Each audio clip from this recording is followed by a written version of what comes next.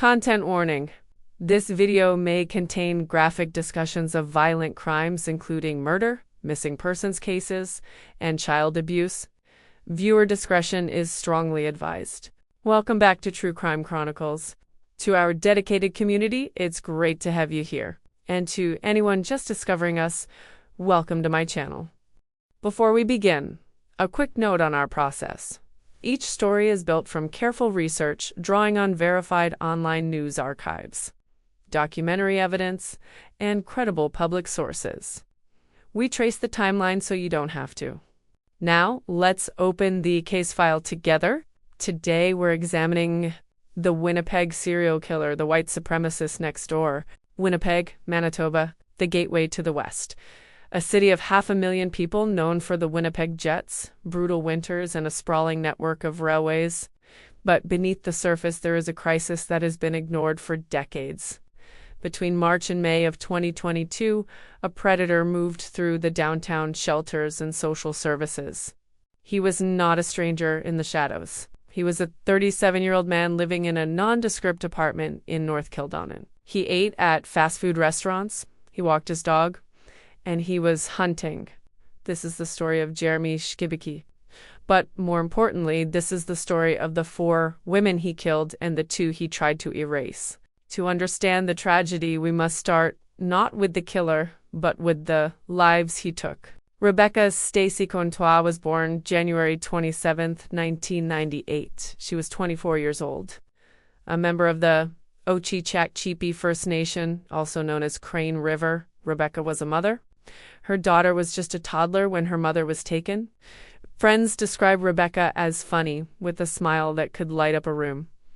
She struggled with housing insecurity, like so many Indigenous women in Winnipeg, but she was deeply loved. She was last seen on May 14th or 15th, 2022. She is believed to be the final victim. Morgan Beatrice Harris was born in either 1982 or 1983. She was 39, a member of the Long Plain First Nation. Morgan was a mother of 5 and a grandmother of 1. Her family called her Morgie. She was a fighter who loved her kids more than anything. She was working to get back on her feet. On May 1st, 2022, she was last seen near the intersection of Main Street and Henry Avenue, an area known for high traffic of vulnerable people. She never made it home. Marcedes Myran was born November 9th, 1995. She was 26 years old. Like Morgan, Marcedes was a member of the Long Plain First Nation. She was a mother of 2 young children. Her family reported her missing on September 26, 2022. But police believe she was killed much earlier, specifically on May 4th. There is a specific pain in that timeline. Her family was hesitant to report her missing because they feared the worst. They were tragically right. And then there is the 4th woman. For nearly 3 years, she had no name. Police called her Jane Doe. But the Indigenous community gave her a spirit name, Skibicki Buffalo Woman. In March 2025, investigators finally identified her as Ashlee Shingoose. She was 31 years old, from St. Teresa Point First Nation. She was last seen at the downtown Winnipeg Salvation Army. She was wearing a distinct baby fat brand reversible jacket with a fur hood. Ashlee was of Indigenous descent, and her family had been searching for answers for 3 agonizing years. The name Buffalo Woman was given to her by elders so that the spirit world would recognize her, and so that the living could mourn her properly. Police believe she was killed on or around March 15th, 2022. She was Skibicki's first victim. 3 of these 4 women were homeless at the time of their deaths. They were navigating the complex intersection of addiction, poverty, and the lingering trauma of colonialism. They were exactly the kind of women that a predator like Jeremy Skibicki would consider invisible. But they were not invisible to their families, and they would not be forgotten. To understand how this happened, we have to look at the man himself, Jeremy Anthony Michael Skibicki. Skibicki was born in Winnipeg. He was adopted by a Polish family. His birth mother was originally from Newfoundland and Labrador, fact that seems to contrast sharply with the ideology he would later embrace. But by his early 20s, something was deeply wrong. Let's rewind to 2015.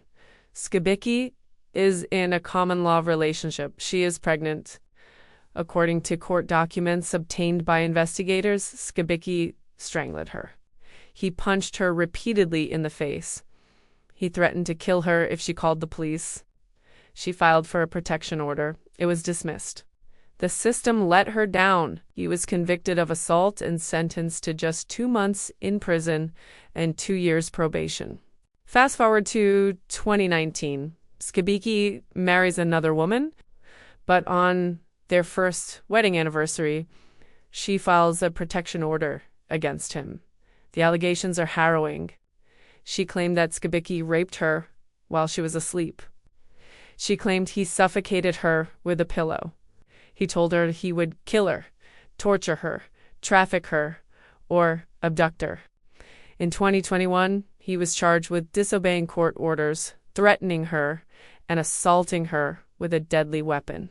But the violence wasn't just physical, it was ideological. Investigators from Global News and CBC News dug into Skibicki's Facebook account.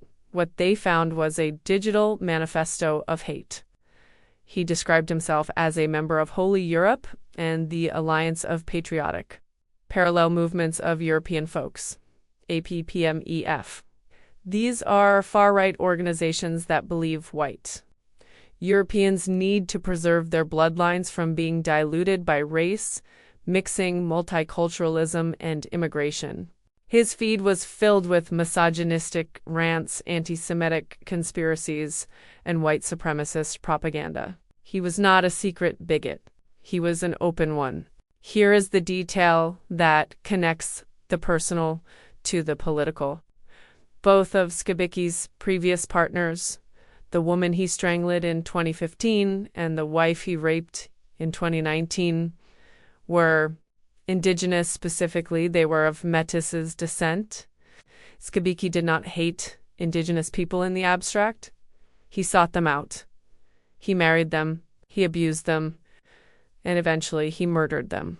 By the spring of 2022, Skibicki was living alone in an apartment building on the 100 block of Furby Street in North Kildonan. He was unemployed. He was radicalized.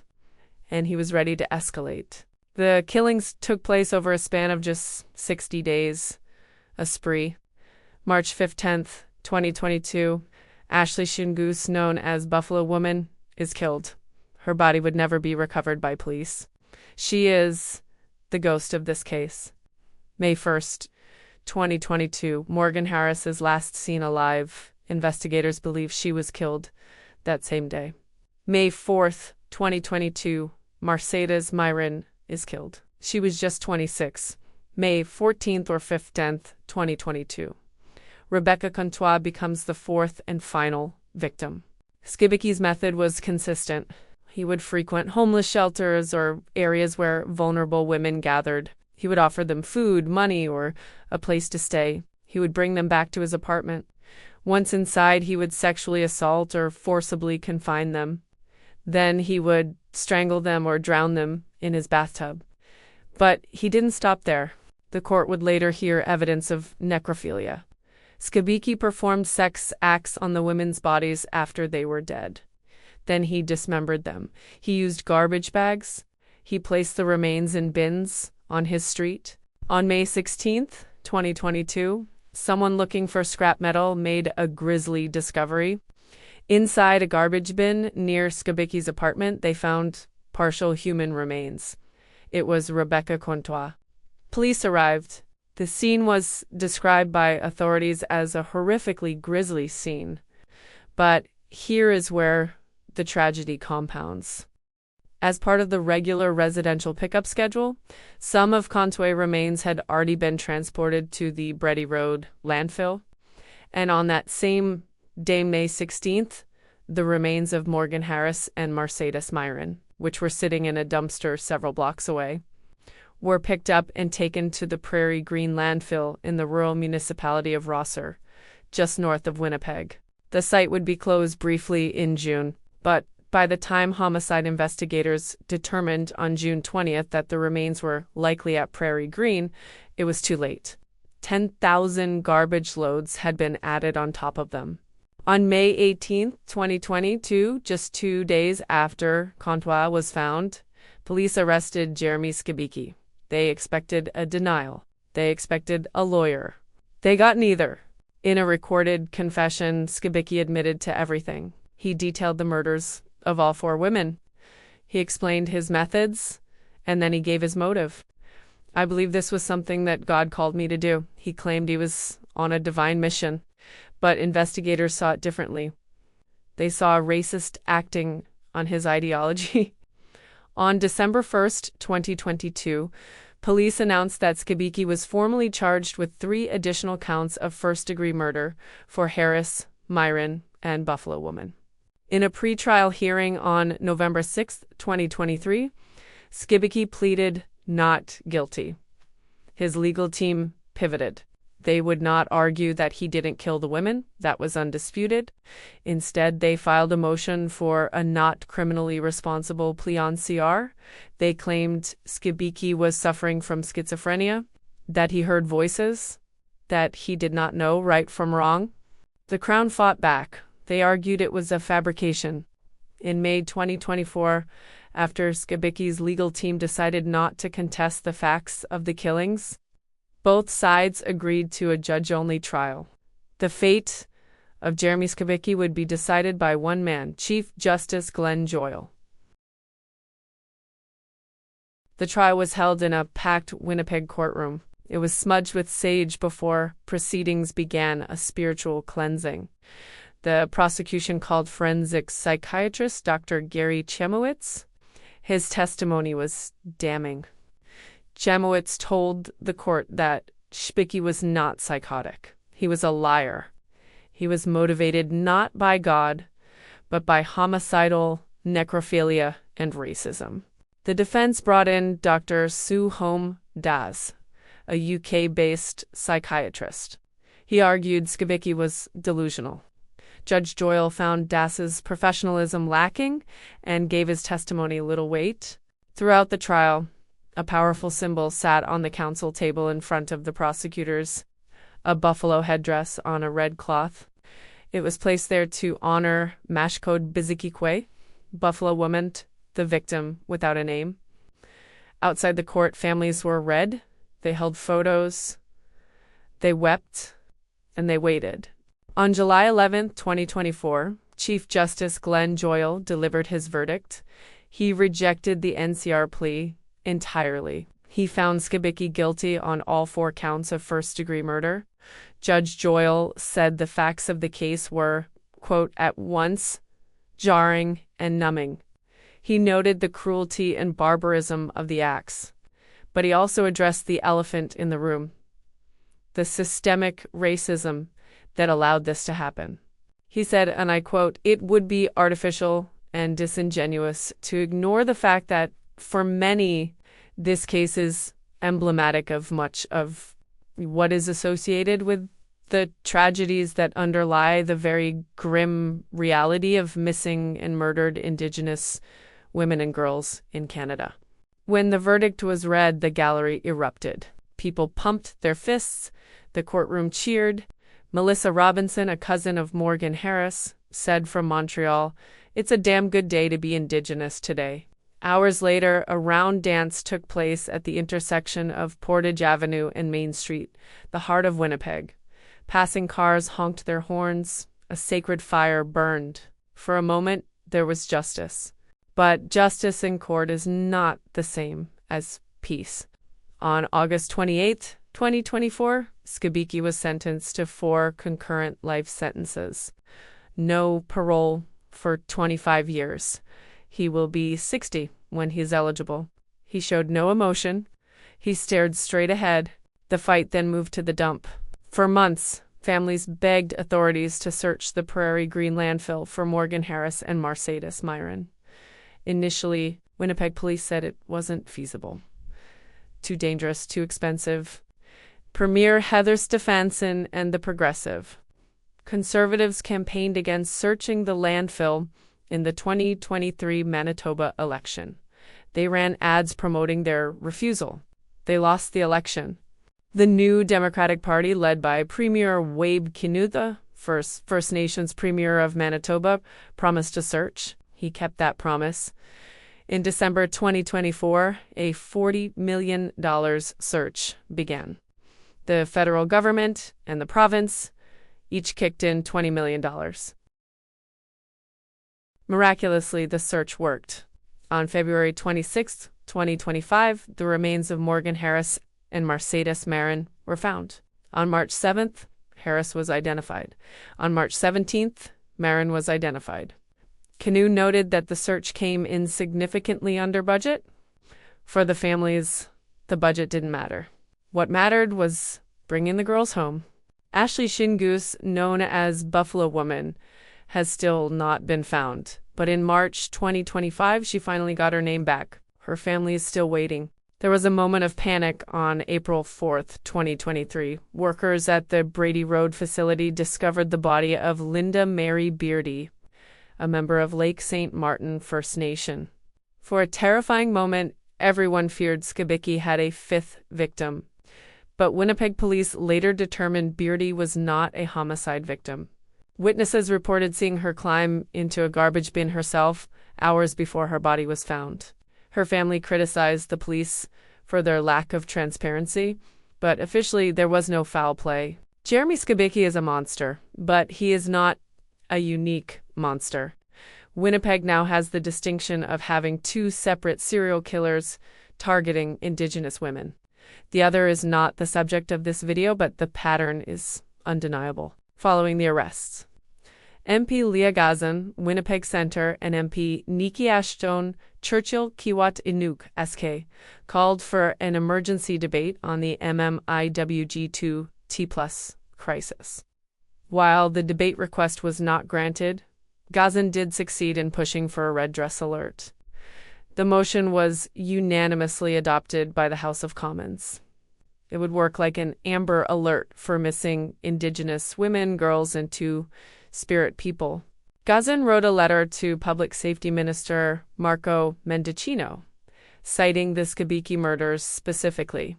Her words, "While the government stalls in providing resources, Indigenous women and girls continue to be murdered." Shadow Justice Minister Nahani Fontaine put it bluntly on Twitter. She asked, "When will the protection of Indigenous women, girls, and Two-Spirited be taken seriously? Winnipeg now has the distinction of having two separate serial killers of Indigenous women. Are we waiting for a third or a fourth to rear their murderous heads?"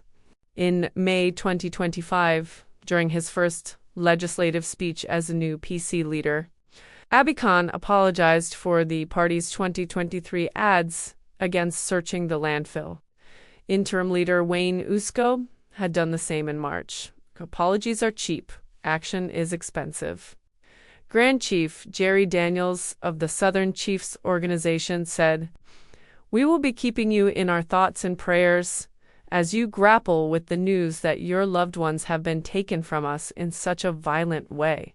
Kira Wilson, chief of the Long Plain First Nation, called for more support for Two-Spirit and gender-diverse individuals. She highlighted the disproportionate violence committed against Indigenous women for generations. The Skibicki case is closed. The killer is in a cage. But the conditions that allowed him to find 4 victims in 2 months are still present on the streets of Winnipeg. Poverty, addiction, racism, a justice system that dismissed a pregnant woman's pleas for help in 2015. Rebecca Contois, Morgan Harris, Marcedes Myran, Ashlee Shingoose. They were not high risk or vulnerable in a clinical sense. They were human beings who deserved to grow old. They deserved to see their children graduate. As Donna Bartlett, Marcedes Myran's grandmother, sat outside the courthouse, waving her fist in the air, He got convicted of murder, and I'm glad of that. Now, the next step is to bring my girl home. Even just a piece of her would be good. If you're Indigenous and in crisis, there are resources. If you see something, say something. And if you want to honor these women, learn their names. Say them out loud. Do not let them become statistics. And so we bring another dark chapter to a close here on True Crime Chronicles. We shared these stories not to sensationalize tragedy, but to remember the victims and to learn from the past. Our shared curiosity is what binds this community together. To ensure you never miss an investigation, make sure to subscribe and hit that notification bell. If you found today's story compelling, please share your thoughts in the comments and share this video to help others find our channel. Thank you for watching. Until next time, stay vigilant, stay compassionate, and keep seeking truth.